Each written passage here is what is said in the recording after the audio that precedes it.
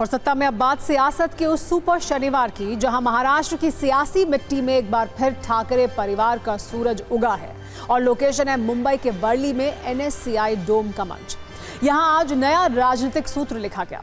कभी बाला साहेब के दो मजबूत स्तंभ कहलाने वाले ठाकरे ब्रदर्स यानी उद्धव और राज के रास्ते 2006 में अलग हो गए थे, लेकिन आज दोनों फिर एक साथ खड़े थे और ऐसा लग रहा था जैसे किसी सियासी स्क्रिप्ट राइटर ने उनके मिलन को मराठी गौरव की कहानी में पिरो दिया हो। राज ठाकरे और उद्धव ठाकरे करीब 20 साल की तलखियों को भुलाकर एक मंच पर गले मिले। 20 साल में तकनीक बदल जाती है, शहर बदल जाते हैं, चेहरे बदल जाते हैं, संदर्भ बदल जाते हैं, पर बदलाव की इस आंधी में रिश्ते कई बार बच जाते हैं। महाराष्ट्र में मराठी अस्मिता की ललकार के बीच दोनों भाइयों ने पुरानी राजनीतिक दरार पर सीमेंट लगा दिया है। नई उम्मीदों का मराठी संगीत बज रहा है। वैसे तो मुंबई शहर हर वर्ग और भाषा बोलने वाले लोगों से भरा हुआ है, लेकिन सियासत में अंग्रेजी के लिए एक दबाइए, हिंदी के लिए दो दबाइए जैसा कोई सिस्टम नहीं होता। सियासत की अपनी ही भाषा है। माहौल और वोट बैंक के हिसाब से इस भाषा को चुना जाता है। लिहाजा दो भाइयों वाली इस सियासी पिक्चर की भाषा मराठी है और ये फिल्म का क्लाइमैक्स नहीं है, बल्कि ये शुरुआत है। और इसी शुरुआत में हमने सत्ता की कुंजी तैयार कर दी है, जिसका सार ये है कि 19 वर्षों से उद्धव और राज ठाकरे के जो रिश्ते थे वो हम आपके हैं कौन कौन वाले थे। 2025 में दोनों भाइयों का कहना है कि हम साथ साथ हैं। दोनों भाइयों का झगड़ा जरूर हिंदी से है, लेकिन दोनों की कहानी किसी बॉलीवुड की हिंदी फिल्म की तरह ही है, जहां दोनों भाई पार्टी पर कब्जे और वर्चस्व की जंग के कारण अलग हुए थे। आज हिंदी के विरोध में राज ठाकरे और उद्धव ठाकरे दोनों एकजुट हुए हैं।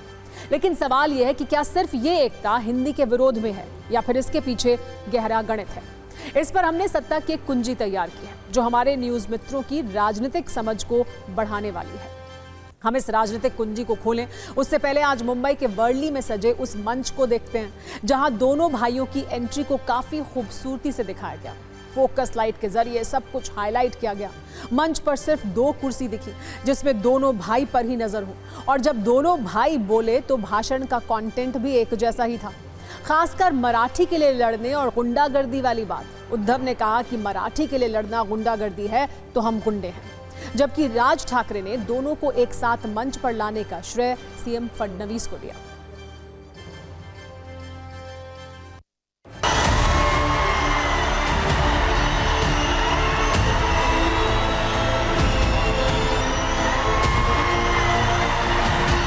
आज जवळपास 20 वर्षानंतर मी आणि उद्धव आम्ही एका व्यासपीठावरती आज येतो आहोत, जे माननीय बाळासाहेबांना जमलं नाही, जे अनेकांना जमलं नाही, आम्हाला दोघांना एकत्र आणायचं, ते देवेंद्र फडणवीसला जमलं। आमच्या दोघांमध्ये जो काही अंतरपाठ होता तो अनाजी पंतांनी दूर केला।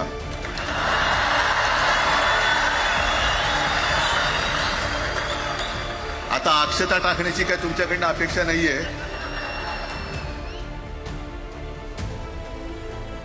एकत्र आलोय एकत्र राहण्यासाठी। आणि हिंदी कशासाठी? हिंदी कोणासाठी? हिंदी त्या लहान लहान मुलांवरती जबरदस्ती करताय तुम्ही। कोणाला विचारायचं नाही, शिक्षण तज्ञांना काही विचारायचं नाही, कोणाला काही विचारायचं नाही। बस आमची सत्ता आहे, आमच्याकडे बहुमत आहे, आम्ही लादणार। तुमच्या हातात सत्ता असेल ती विधान भवनात,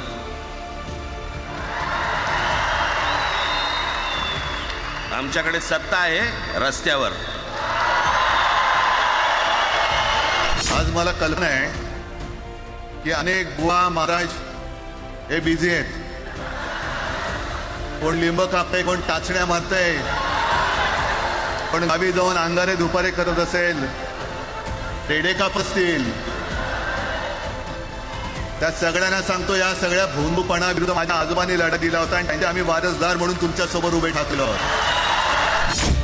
विनाकारण उठसूट काही मारामारी करायची गरज नाही आणि मारायची गरज नाही, पण जर जास्ती नाटकं केली तर कानाखाली आवाज काढलाच पाहिजे तुम्ही।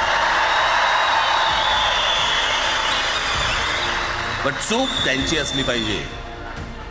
आणि एका गोष्टीचं लक्षात ठेवा, अशी कधी गोष्ट कराल त्याची व्हिडिओ तर महाराष्ट्रामध्ये मराठी माणूस न्याय मागण्यासाठी आंदोलन करत असेल आणि त्याला जर का तुम्ही गुंड म्हणत असाल तर आम्ही गुंड आहोत. आम्ही गुंड. न्याय मागणं म्हणजे गुंडगिरी नाहीये.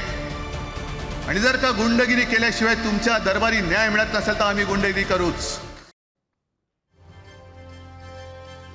दोनों भाई मंच पर एक साथ थे, दोनों एक दूसरे से मिले, एक दूसरे का हाथ थामा.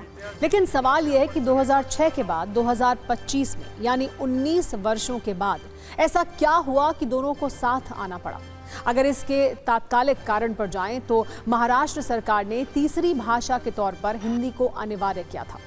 नेशनल एजुकेशन पॉलिसी को लागू करते हुए फडणवीस सरकार ने मराठी और अंग्रेजी के बाद तीसरी भाषा के तौर पर हिंदी पढ़ाने का फैसला लिया.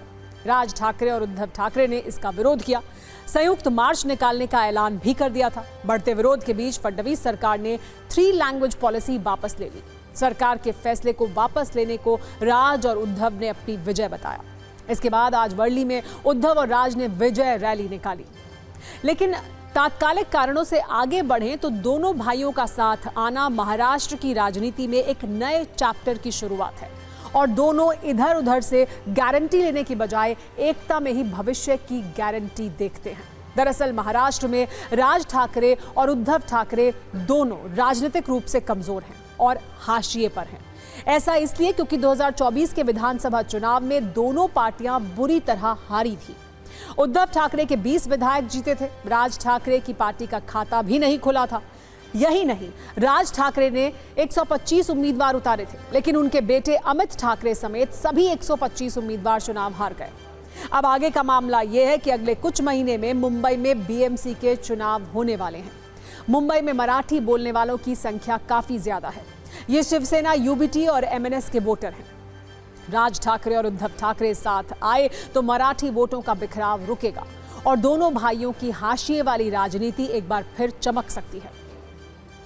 उद्धव ठाकरे राजनीतिक रूप से कमजोर हुए हैं. पिछले कुछ वर्षों में वो न सिर्फ सत्ता से बाहर हुए बल्कि महाराष्ट्र में अब चौथे नंबर की पार्टी है.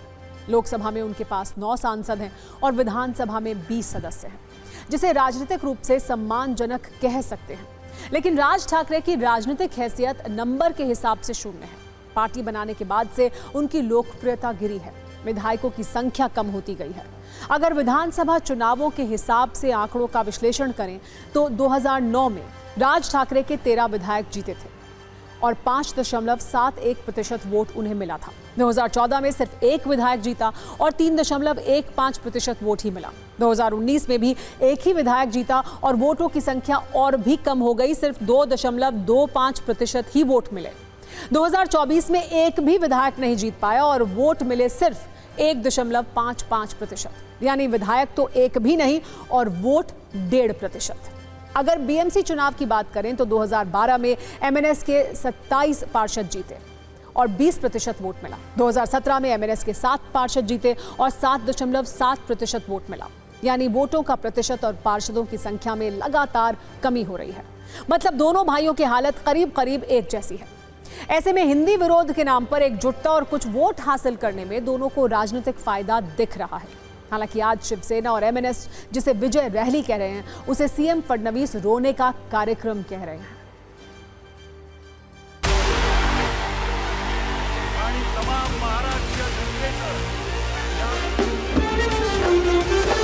मला असं सांगण्यात आलं होतं की विजय मेळावा होणार आहे, पण त्या ठिकाणी रुदालीचं भाषण देखील झालं आणि मराठीबद्दल एक शब्द न बोलता आमचं सरकार गेलं, आमचं सरकार पडलं, आम्हाला सरकारमध्ये द्या, आम्हालाच निवडून द्या. हा मराठीचा विजय उत्सव नव्हता, ही रुदाली होती. त्या रुदालीचं दर्शन ते त्या ठिकाणी आपण घेतलेलं आहे. शिंदे के जो लोग हैं उनको लोगों ने वोट नहीं दिया है. वोट तो यहाँ है. आपने देखा होगा, लोग चाहते हैं तो ऐसा ही होगा. आमच्यासाठी एक आनंदाचा दिवस आहे. मराठीवर जे आक्रमण चाललंय त्याच्या विरोधात ही एकजूट आहे. दोनों भाई पवार साहब के साथ काम करने के लिए राजी हो जाएंगे. आम्ही कालही एक कुटुंब होतो, आजही आणि उद्याही राहू. 6 दशकाची नाती आहे. बालासाहेब नहीं कर पाए, आज देवेंद्र फडणवीस और भारतीय जनता पार्टी ने कर दिखाया है. तो दिखा रहा है कि एकजुटता बनी रहेगी और महाराष्ट्र में मराठी हित, महाराष्ट्र का हित सबसे ऊपर रहेगा। कुर्सी के लिए, सत्ता के लिए मजबूर उद्धव ठाकरे दिखाई दे रहे थे और अब वो कहते हैं कि उन्होंने इनडायरेक्टली कहा कि देवेंद्र फडणवीस की वजह से हम एक साथ आए हैं। तो आपको जुदा किसने किया था? वो भी तो। वैसे राजनीतिक पन्नों के इतिहास को अगर देखें तो उद्धव और राज दोनों के बीच वर्चस्व की जंग रही है और इस कारण दोनों भाई अलग हुए थे। 1990 के दशक का आखिरी दौर था जब राज ठाकरे राजनीतिक रूप से ज्यादा सक्रिय थे। लोग उन्हें बाला साहेब ठाकरे का उत्तराधिकारी मानते थे। बाला साहेब ठाकरे की तरह भाषण शैली और उन्हीं की तरह के राजनीतिक अंदाज के कारण राज ये उम्मीद कर रहे थे कि उन्हें बाला साहेब अपनी राजनीतिक विरासत सौंप देंगे।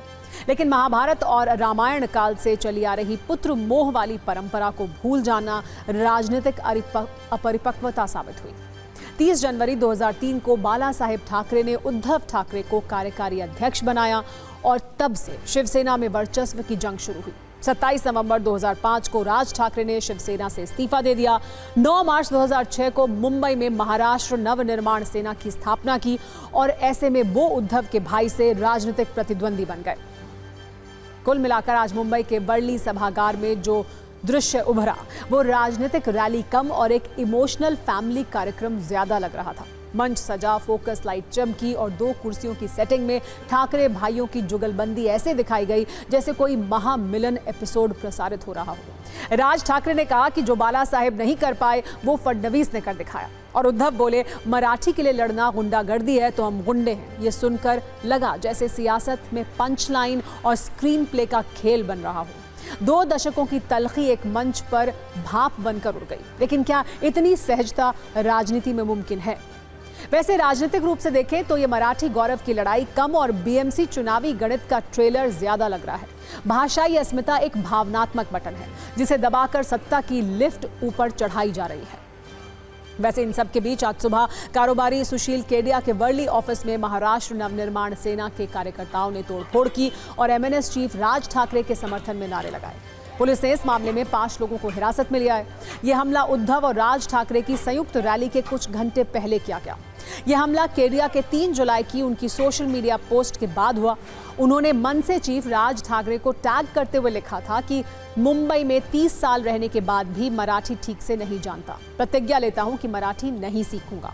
हालांकि आज जब सुशील केडिया के दफ्तर पर हमला हुआ तो उन्होंने इस पर माफी मांग ली। माफी का एक वीडियो भी उन्होंने सोशल मीडिया पर पोस्ट किया है।